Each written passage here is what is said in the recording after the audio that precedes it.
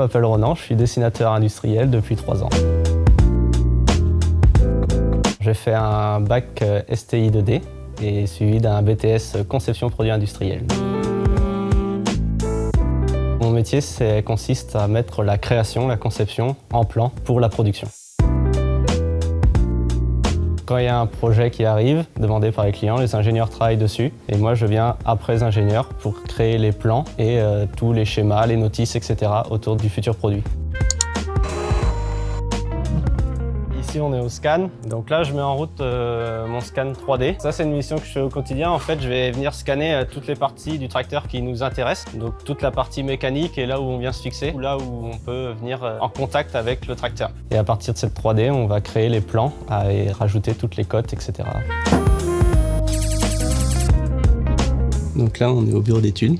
On travaille sur la création des futurs produits. Et ça, c'est un logiciel de CAO, conception assistée par ordinateur. Donc là, je travaille sur un relevage d'un futur tracteur. C'est ce qui permet à l'agriculteur d'atteler ses outils. Je suis ici la plupart du temps. Après, le plan va servir à l'industrie. Et donc, je travaillais avec les prototypistes dans l'atelier. Alors là, on est dans l'atelier. On est devant un prototype d'adaptation qui va se monter sur ce tracteur-là. Donc là, les prototypistes ont soudé les pièces que j'ai commandées, d'où j'ai fait les plans. Ils les ont soudées, montées sur les tracteurs, vérifier si elles sont bonnes, conformes à ce qu'on veut, et voir s'il n'y a pas d'interférence, etc. Une fois que le proto est réalisé, que les plans sont modifiés, je fais les notices pour les clients, comme une notice avec IKEA. Et donc après les notices, mon travail est terminé. Il y a une certaine fierté quand on voit la machine finie, ou alors quand on la voit dans la nature. On se dit, tiens, c'est nous, on a fait ça.